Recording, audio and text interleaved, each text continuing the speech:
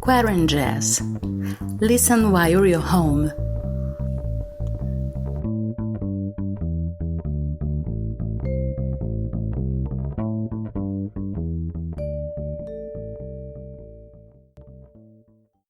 Hello and welcome to the 19th episode of QuaranJazz. I'm Geisa Fernandes, singer and songwriter from Rio de Janeiro, Brazil, and this is your weekly update on what jazz musicians from all around the world are doing during the lockdown time. Yes, I know the lockdown's not the same anymore, and QuaranJazz is also covering this, let's say, back to the new normal phase some of you are experiencing. Well, about me, I'm still confined, still at home, and it's QuaranJazz time.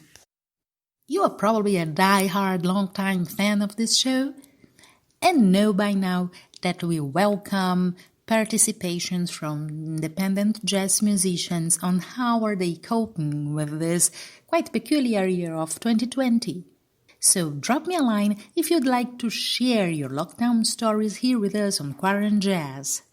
You'll find a link to my webpage, geisafernandes.com, on the description of this episode, and there on my page you can click on contact and just follow the instructions, or you can sign up for my mailing list. Yes, there you'll get some extra exclusive content. The link will be also in the description of this episode, together with a link to the Social Distancing Festival, one of the many amazing actions taken during quarantine time, and QuaranJazz is a proud participant of it.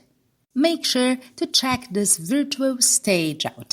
If you are an independent jazz musician, you may like to know that you can join a discussion on jazz festivals that accept submissions directly from artists. The name of the group is The Touring Jazz Musician. I manage the page, and that's also an easy way to contact me. And QuaranJazz this week goes Europe, more precisely to Switzerland, home country of Simon Petermann, trombone player, band leader, teacher, and also a sound painter, as he will explain to us, right, Simon? Thank you very much for your participation. Great to have you here in QuaranJazz. Well, Simon, I usually ask my guests to start by introducing themselves. In your case, I will ask you to add, to make a sum up of the projects you are involved in, because I know that each one of them has, well, very unique features, and they are also very interesting. Hello, everybody.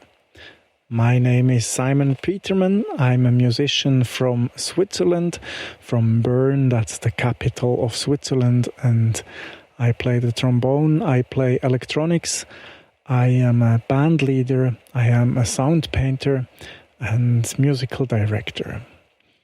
My main projects are a band called MoonMot. It's a band with 6 players, sextet with 2 players, me and another guy from Switzerland, and 4 musicians from the United Kingdom. Then another very important band to me is the Fisherman's Orchestra. I'm playing with this band since 2007, and we've done a lot of stuff, and I'm leading the band as a musical director. And we're a 10-piece jazz orchestra playing very modern, creative jazz. Then inside the Baxter Building is a trio, and with this trio we play actually real-time electronic music, so it's improvised electronic music. We work a lot with sound manipulation of our instruments, and we also do transdisciplinary works with other art forms like dance and performance art or movie art and very different stuff. I'm also a teacher. I'm teaching at the Swiss Jazz School, and I'm teaching at the University of Bern, And I'm also a radio host. I have a weekly radio show in Bern in Switzerland, and there we present the jazz from Switzerland and all around the world. So maybe I can tell you a bit more about my work as a trombone player and sound painter and what the bands I introduced are about. The band MoonMot, I'm leading as a band leader, and we met in 2017 at a festival called Jazzwerkstatt in Bern, Switzerland. And this Jazzwerkstatt is a festival that invites players from all over the world to do collaborations with musicians from Switzerland. And in 2017, there was a quartet coming from the UK to play a show with 3 musicians from Bern, and I was one of them, and I really enjoyed playing with MoonMot, playing with Kath Roberts on baritone saxophone, Dee Byrne on alto saxophone, Johnny Hunter on drums, Seth Bennett on double bass, and Ollie Kuster on Fender Rhodes, and myself on trombone and electronics. So we decided to go on with this band. It was actually, the intention was having a one-shot show at this festival, and then we kept going. We were invited to play the London Jazz Festival the same year, and then I started to organize a tour in Switzerland in 2019.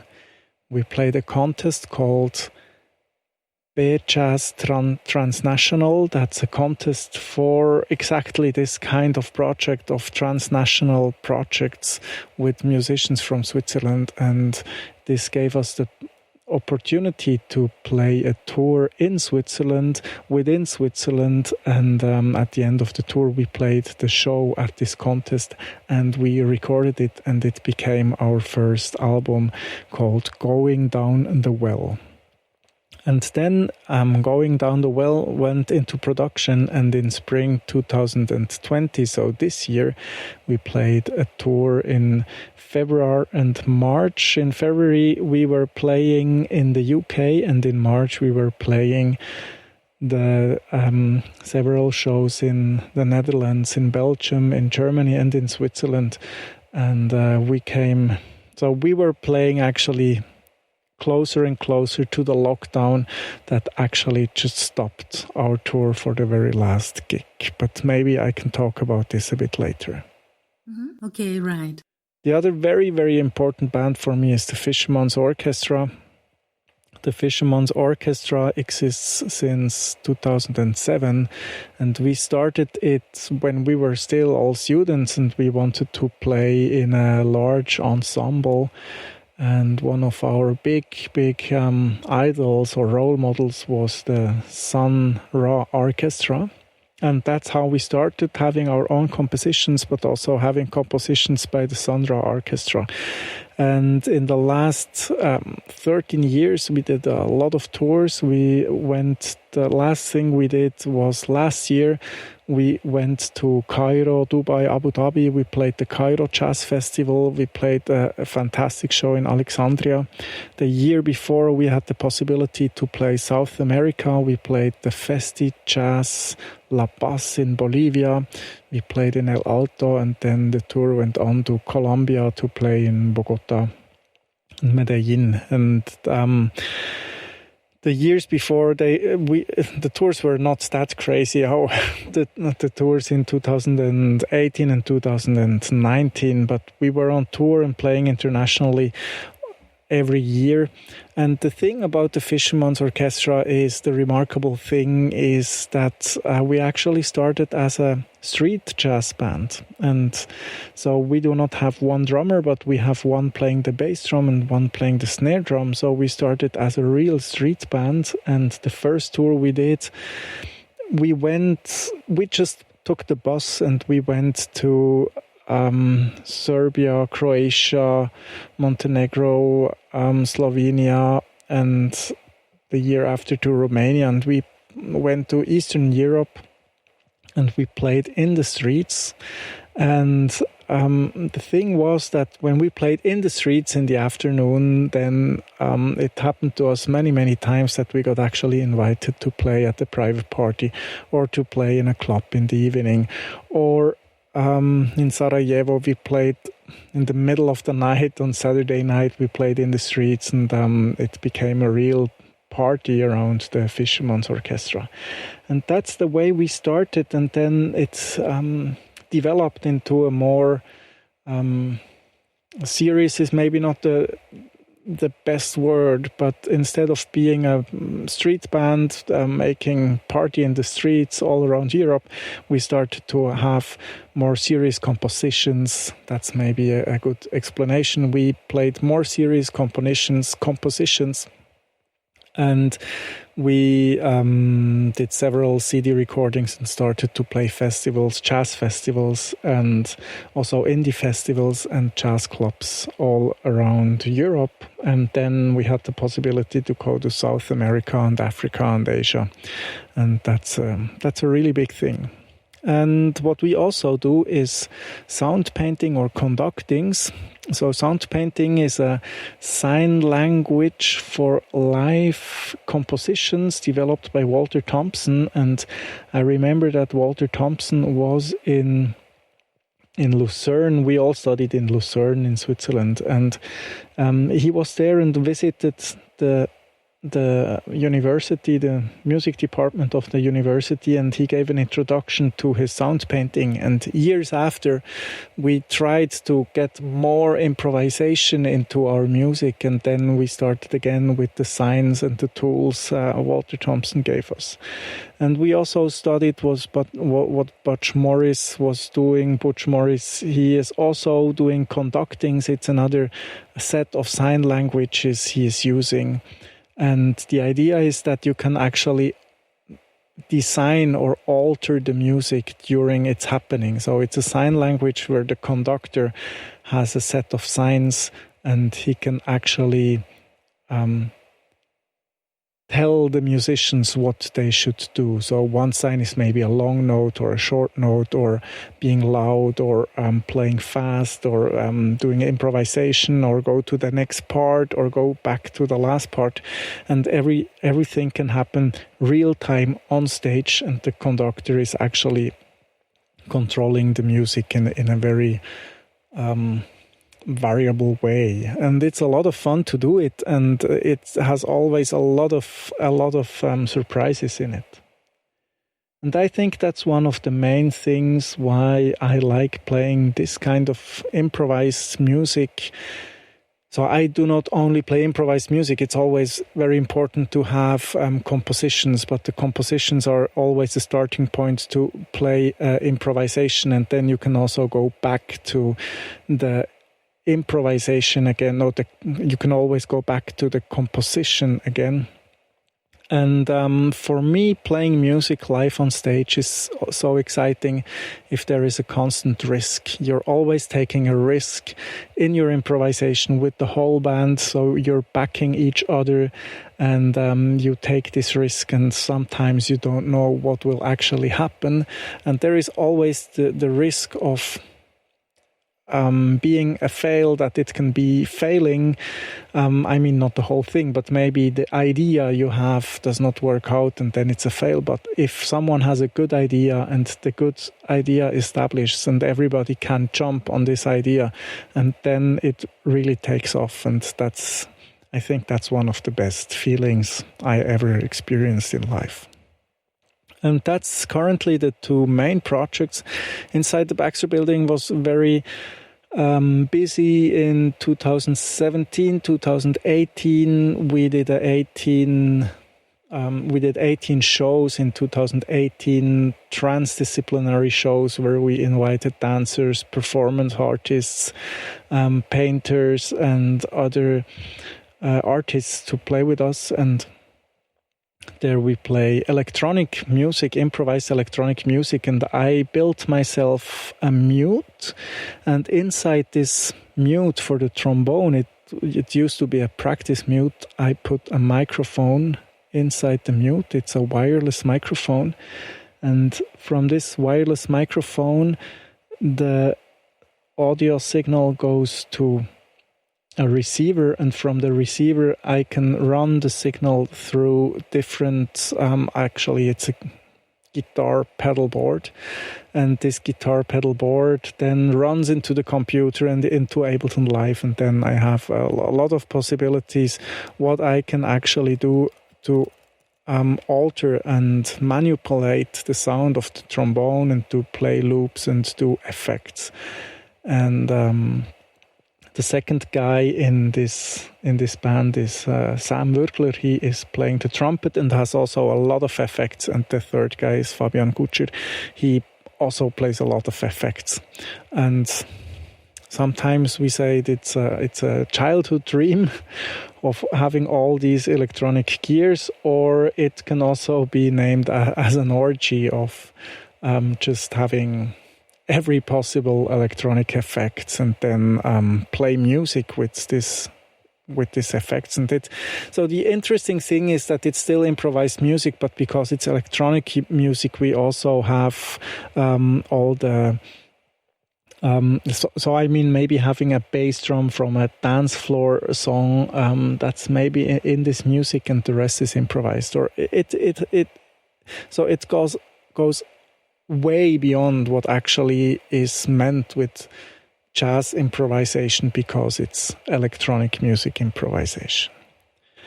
And that's the three projects I'm mainly working on the last 13 years, not with every band for 13 years, but I started during my studies in Lucerne with the Fisherman's Orchestra, and now the last 3 years were a lot of work to do with MoonMot.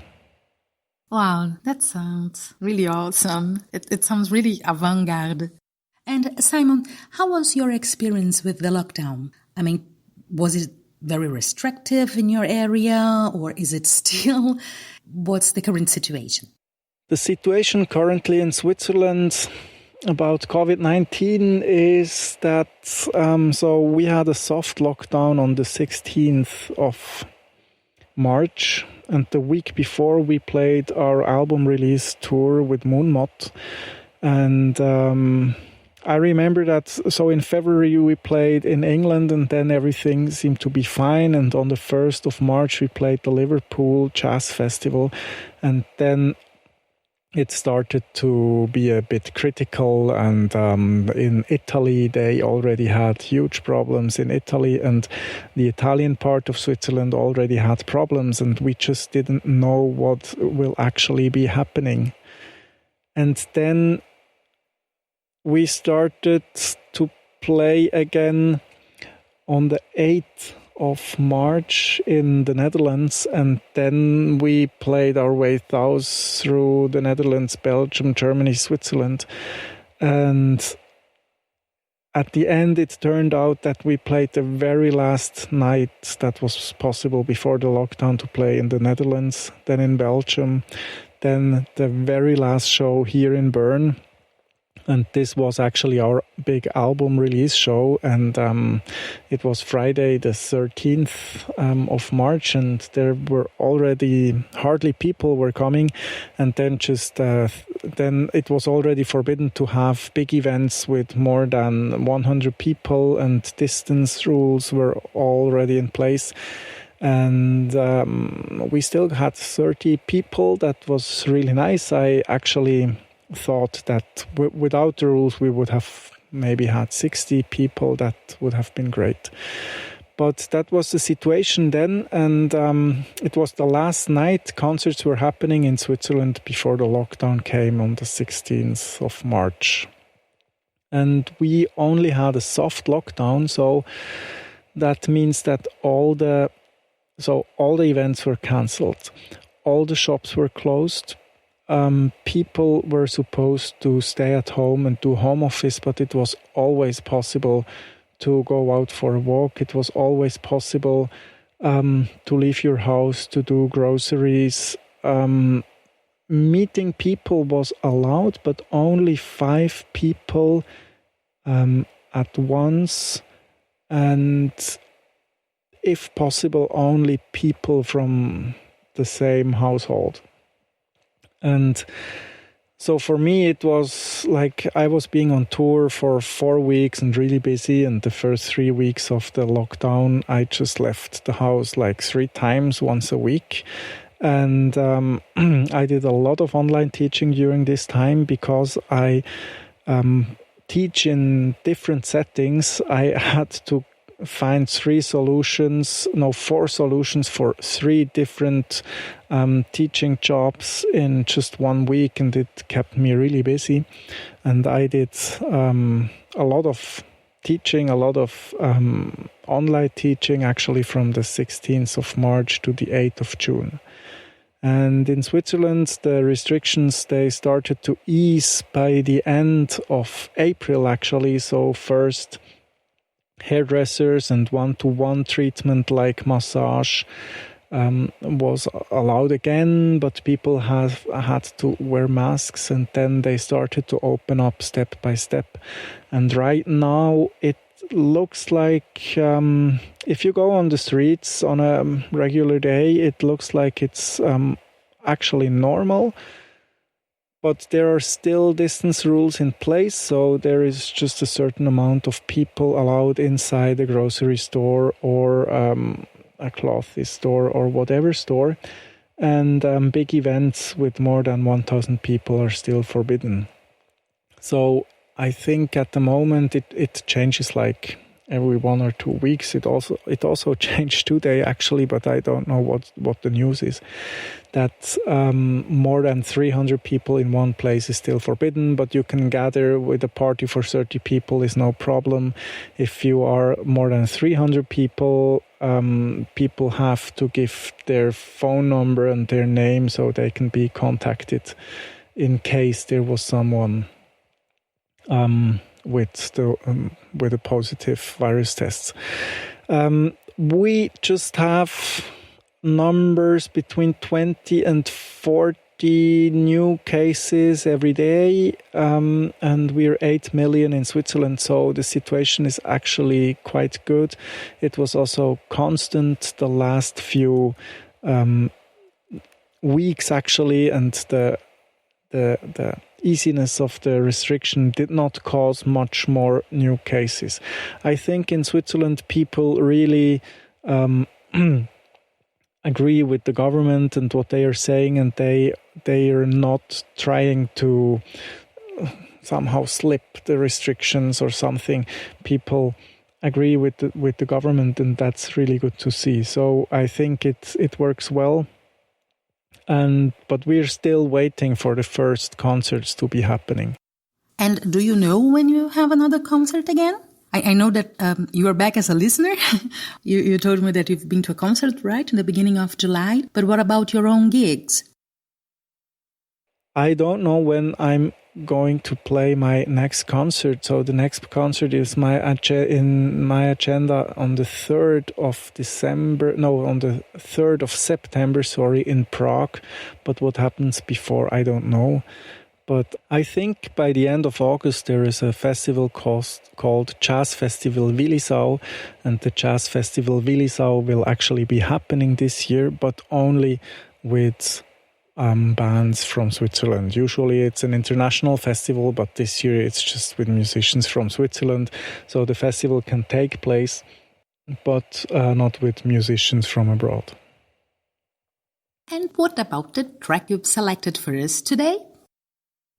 Now I'm very happy to introduce you to one of my tracks, one of my compositions. It's called 35 Years, and it was released on the 14th of February this year in 2020, when actually nobody was aware what crazy thing will be happening afterwards.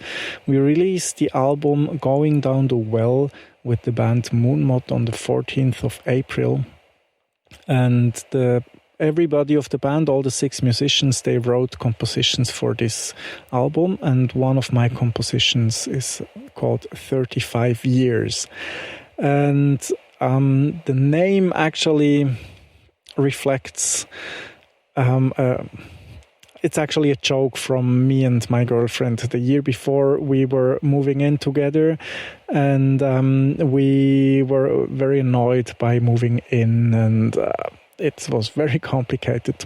Not we were complicated, but just moving from two households to one household and organizing everything and getting everything into boxes, and then from the boxes out in the new shelves and the new in the new apartment was a lot of work to do. And then we said we're not going to move again for 35 years, and that's why this song is actually called 35 Years.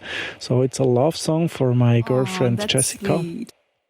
And the way I composed it was I sat on the piano and I closed my eyes and pressed random chords and movements on the piano with my hands, and I recorded it with a little camera, and then I just listened to it, and the spots I liked, I transcribed what I actually played with closed eyes, and then I twisted it a bit and gave it some form and some shape, and that's how the melody and the chords beneath that melody actually came into existence. And the intro is an improvised chorale, so the chorale is played by myself on trombone, by Kath Roberts on baritone saxophone, and by Dee Bern on alto saxophone. And then the band comes in, we hear Ollie Kuster on Fender Rhodes, and Johnny Hunter on drums, and on bass is Seth Bennett. Then the track goes on, and there is a solo played by myself. The concept of this solo is time, no changes, and meaning that there is just a time, but we didn't agree on any changes before. We just said, okay, we're going to listen what will be happening. And then it goes to a riff where there is a keyboard solo, and then it goes back in the head. So what we're going to hear now is a composition by myself called 35 Years, and it was released in February 2020 by the band MoonMot on their album Going Down the Well. And I would like to say thank you very much to Geisa Fernandez for giving me this possibility to have a feature in the series QuaranJazz. And I hope you're fine at home, you do well in your lockdown or after the lockdown or whatever, and listen to more jazz. I think that's a good thing when being at home. Listen to more jazz, listen to more QuaranJazz, and now have fun with the composition 35 Years by MoonMot. Thank you very much for your participation, Simon. Listen to music, listen to jazz. That's great advice always. And thank you, dear listener, for staying with us. You may think that's just a cliche when I say that your company means the world to me, but it does. You know, this morning, I just found out that one of the most traditional venues in Rio de Janeiro might not be able to digest the effects of the loss caused by the pandemic, and as it's happening with many, many venues, great venues, it might have to shut doors forever. I was supposed to have a gig on that venue, and it didn't happen. It was very frustrating. And then today, when I saw this post saying that the venue might not exist in the future, it was so sad. I was so melancholic, and I know we are getting lots of sad news on a daily basis. It's been a tough, rough year for everyone. And that's one more reason why I treasure these moments with you. From the bottom of my heart, dear listener, thank you. And this was the 19th episode of QuaranJazz. I'm Geisa Fernandes from Rio de Janeiro, Brazil, and you can learn more about me and my music by visiting my website, geisafernandes.com. You will find the link in the description of this episode. If you're a Facebook user and would like to join a group to discuss the jazz festival scenario with a focus on those who get submissions directly from artists, join the Touring Jazz Musician on Facebook. Till next week, and now, ladies and gents, 35 years.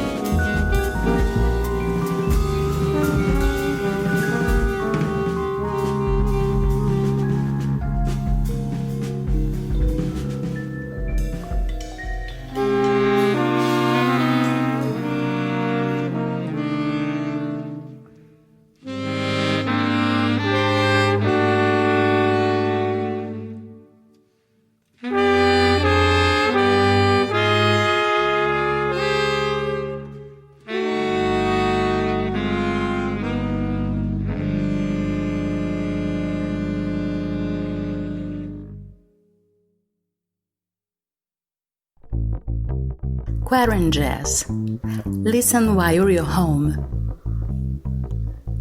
QuaranJazz, a podcast by Geisa Fernandes.